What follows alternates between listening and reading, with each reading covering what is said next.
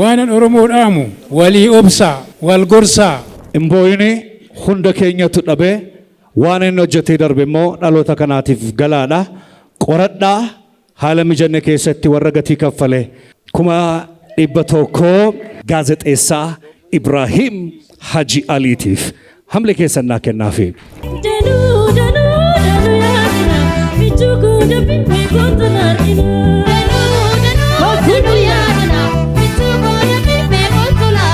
Waa'ee gaarummaa isheen dubbatu. Osoon ittiin dabalin, osoon hirraa hin hir'isin.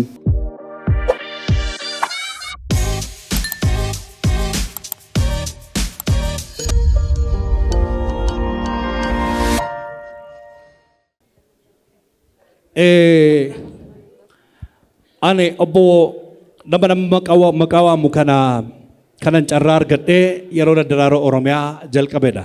Baay'een keessan daddaraaroon Oromiyaa Biiroo Aadaa fi Turizimiitiin dhiyoo kana waan jalqabe sanitti fakkaata. Barkumee keessa jalqabe miilineem isa jennu. Kanneen akka Dr. Mulgeetaa Nagaasaa fa'aa, obbo Mootii fa'aa, obbo Addunyaa Haayiluu fa'aa gaazexaarra warra barreessan. Oromoon baay'ee nama jajjabaa hedduu hin yaadatamne qaba. Naannoo keessan cheek godhaa warra Oromoof hojjetan, warra waan bu'aa qabu hojjetan, warra seenaa barreessan hin dagatinaa gaazexeessitoota jajjaboo qabna. Isaan keessaatii keessumaa immoo fakkeenya guddaadha masiidhaaf. Barreessaadha, daayireektaraa ETV Afaan Oromoo keessatti shoora mataasaa kan kaa'edha. Qajeelchaa sagantaati. Dhaabbata raadiyoo fi televezyiinii Oromiyaa keessatti diraamawwan daddarbaa turan hedduu. An gaafa sirna awwaalcha isaanii illee natti hin tolle because dhaloonni kun kaleessa keessan keessatti namoota shoora taphatan hin dagatinaa. Waraqaa tokkorraa kan dubbisetti Looreet Tsaggaayee Gabramadin Roobaa Qawweessa nama 30 kan hin caalleetu awwaaleedhan. I was surprised. Please gaafa fayyaas dubbisaa gaafa dhibees bira dhaabbadhaa akka carraa dhabnee nama jabaa kanaa gaazexeessaaf daayireektaraa fi barreessaa Warquu Gaaddisaa harka keessaniin amma kennaa Warquu Gaaddisaa lubbuudhaan hin jiru dhiyeenya kana dhabnee ammas jajjabina hawwaa maatiin masiinii waraqaa ragaa qofaa miti Gannat daammasaa jirti miire ganniyee kunnooti Aamileedhaan nu simadhaanii gara waltajjiitti Aamileedhaan nu simadhaanii 100,000 Imboyini hunda keenyatu dhabe waan inni hojjetee darbe immoo dhaloota kanaatiif galaadha. Qoradhaa haala mijanne keessatti warra gatii kaffale, warra gatii baasee, warra nuuf jedhee jireenya dhuunfaa isaaniitu akka nama kamuu jiraachuu danda'ani warra gatii baasanidha. Waraqaa ragaa 100,000 አሚሌ ሉከናፊ ይህ አሁን በመስጠት ላይ የሚገኘው ለወርቁ ጋዲሳ ጸሐፊ ዳይሬክተርና እንዲሁም ደግሞ የተለያዩ ዶክመንተሪዎችን አዘጋጅ ለሆነው ለሳቸው ባለቤት ነው። በአሁን ሰዓት የስጦታ በመስጠት ላይ የሚገኘው ሞቅ ያለ ሞራል ስጡልን ባካችሁን። ሌላ ነገር ቢቀር በሞራል እንኳን ሞቅ እናድርገው ነገሩን። አካርዳ የሮሚ ጆፍኔት ኡመተ ኬሰን ዱርሲቶኒ ዋን ከራት አገርሲፍተኒፍ ዋን በርሲፍተኒፍ ፈኬኛ ጀብና ታተኒፊ dukkana keessa ta'anii ifa arguun akka danda'amu beekumsa qabdan osoo hin qusatiin waan gadi jettanii uummata keessan tajaajiltaniif dhaabbanni beeksisaa masarata dhaabaa isin dinqisiifata. Gaazexeessaaf barreessaa Useen Badhaasoo 50,000 Egaa bara 1960 irraa jalqabuudhaan miidiyaa hundeessuudhaan yeroo afaan Oromoo miidiyaa irratti hin dhufne barataa Yuunivarsiitii Finfinneetti ergee bifameen booddee bara 1960 keessa reediyoo afaan Oromootiin nama yeroo jalqabaatiif jalqabeedha. Barreessaa gaazexeessaa Useen Badhaasoo kitaaba 3 barreessee jira. Yeroo ammaa immoo haala addaatiin dhaabbanni kun yookaan immoo dhaabbanni miidiyaa fi istuudiyoon eebba soofumar irratti guyyaa har'aa beekamtii isaanii kennaa jirra. Haamilee nuu kennaa fi midhaasaati. Haamilee nuu kennaa fi yeroo bara dukkanaa nama afaan Oromoo akka miidiyaa irratti dhageeffatamuuf, akka haasamuuf, akka dubbatamuuf carraaqii ofiitiin reediyoo afaan Oromoo irratti nama gahee olaanaa taphatanidha. Barreessaa gaazexeessaa Useen Badhaasoo. Raadiyoodhaan sagalee isaa dheeraa beektu.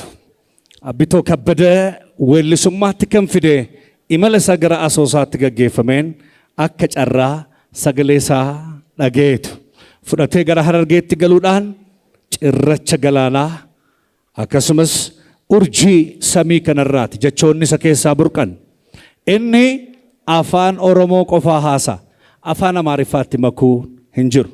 Fakkeenyaaf gaaf tokko namoonni sagantaa televezyiinii irratti yeroo baay'ee agartaniitti yoo ta'e daawwattoota keenya kabajamoo sagantaan televezyiinii keenya eegaleera gurra keessan nu ergisaa jedhu. Maa inni gurra nu ergisaan? Gurra ergisaa jechuun gadi baa jechuudha. Icitiidha nuun dhagayinaa jechuudha. Namni jechoota akkas fakkaatan suphaa, karaatti agarsiisaa, toosisaa, dheekkamaa, gorsaa yeroo dheeraadhaaf waltajjii aartii fi industirii Oromoo keessatti maqaasaa kaa'ee kan darbe nama jabaa amata 2-3 ta'u erga dhabne Rabbi lubbuusaa rahmataa godhu maatiin hoo jiraatan as ba'u gaazexeessaa Ibrahim Haji Aliitiif hamle keessan naa kennaafi baga kan keenya ta'an 50,000 wajjin waraqaa ragaa fi waancaan kun dhiyaateera as baay'ee maatii keessaati namni tokko dhufee fudhatu. Gaazexeessaa Idriis maatiidhaaf fuudha. Hamilee kennaa midhaasaatii bareechisaatii.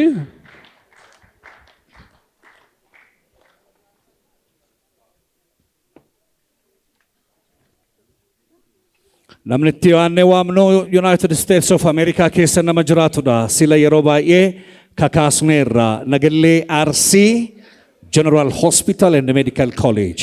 Egaa hospitaala waliigalaatii fi kolleejjii meedikaalaa Nagallee Arsii hundeessuudhaan iddoo biraatitti hospitaalli sun osoo naannoo Finfinnee Adaamatti ijaarameetii qarshii olaanaa irraa argachuu kan danda'u garuu mooqeetti ladhee biyyatti ladhe keessatti uummata kanaaf hawaasa kiyyaaf jedhanii by the way namni kun nama seenetota Ameerikaa yaalanidha.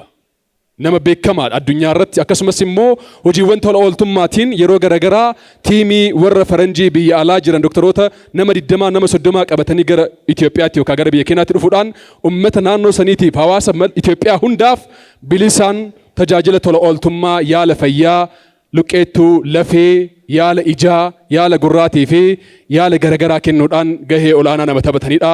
Nama hojii tola ooltummaa keessatti shoora olaanaa taphatanidha. Dooktar Guddataa Hinniikaa hamilee nu kennaaf midhaasaati. Dooktar Guddataa Hinniikaa fakkeenya ta'a Dooktar Guddataani. Namoonni naannoo biyyatti dhalattan, aanaatti dhalattan, gandatti dhalattan, qeetti dhalattan hin gatina. Galagala saba keessan ummata keessan isin barsiise isin guddise. By the way, asbaanee abbootii gadaa keenya keessaati. Qaroo jechi tokko jira. Jechi kun maalini? Biqiltuun kan biqilu biyyee naannoo isaarra jiruudhaan. Kanaaf Dooktar Guddataa Hinniikaa naannoo ofii keessatti qe'ee ofii keessatti gahee olaanaa taphachuu irratti argamu akkasumas immoo akka biyyaatitti akkuma duratti isin jedhe hayyoonni garaagaraa yeroo miidhamanitti isaan bilisaan yaaluudhaan tumsa guddaa godhanii jiru ulfaadhaa galatoomaa jennaan. Kabajamoo obbo Ahmed Aji gara teessuma isaaniitti hangaggeessa. Obbo Dirribii fi Abrahaamin garuu daqiiqaa 2-3 finniisu masi yoo dadhabde atis deemuu dandeessa. Baga jiraattanii baay'een jaaladha lamaan isaaniiyyuu. Yeroo hundumaa galma keessatti aadaa barsiisuudhaan eebba barsiisuudhaan waan sofa Oromoo beeksisuudhaan umurii isaanii guutuudha kan isaan nu wajjiniin dhaabbatanii lafa barbaanne hundumaatti uumanuuf argamu. Gaafa waamnu hafaniin beekan interviyuu sagantaa kamirrattu hafaniin beekan isaanirraan jalqabaa miira akkamiitu isinitti dhaga'ame maal nuu dhaamtu tokkummaa irratti miidiyaa irratti imala sichiitti maal nuun jettuun isa kana Abrish immoo karaa saaqxeettaa ergasii komeediiwwan fiilmiiwwan waan baay'een babbaa jiru amma makkatti proud gootu beekaa garuu uummata sitti argatte kanaaf carraa kanaanii waan dhaamtu dhaami seefis ittaan seen maayikii sii kenna obbo Dirribii irraa jalqabna. Hayyee galatoomaa wanti baay'ee nima jedhamaa hojiirra ooshuu irratti kan dadhabaa jirru waanan Oromoo dhaamu walii obsaa wal gorsaa waliillee dhoksaa dogoggora namaa hin afarsinaa jabina namaa dubbadhaa bakka namichi hin jirretti yoo dogoggore immoo namichumatti himaa ormatti hin himinaa namichuma dogoggoretti afaan tolaatii akka kanatti sirraa'e jedhaan kanafe dargaggeessa keenya kanan gorsu nan danda'a jedhii amani. Mana akka kanaa ijaaruu nan danda'a. Xiyyaara bitachuu nan danda'a. Nama akka keeti kan bitate. Nama akka keeti kan kana hojjete.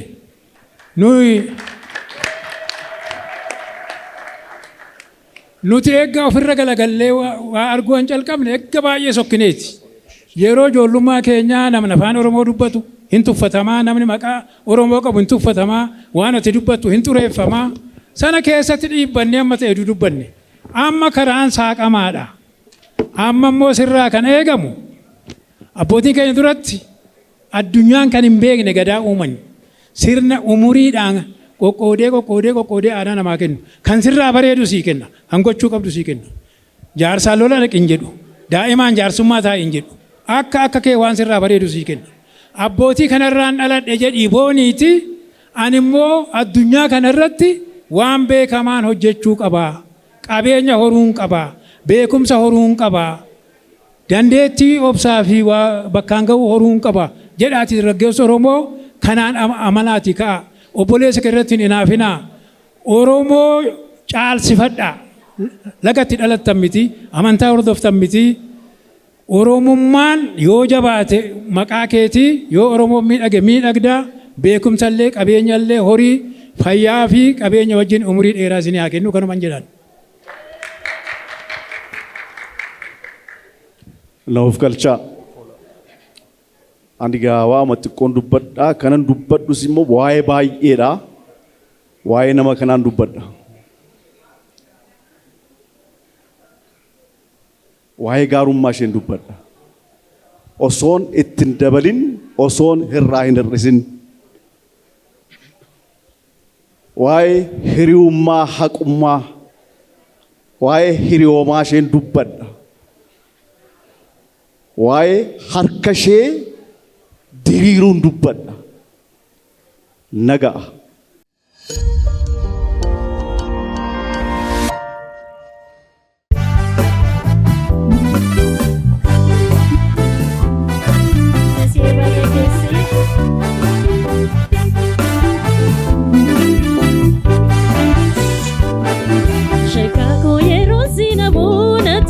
Kana kulufi barisi kadu dafi kutuna ekasiya kana kulufi barisi kadu dafi kutuna shaka koyero sinabuna tidukana kulufi barisi kadu dafi kutuna shaka koyero sinabuna tidukana kulufi barisi kadu dafi kutuna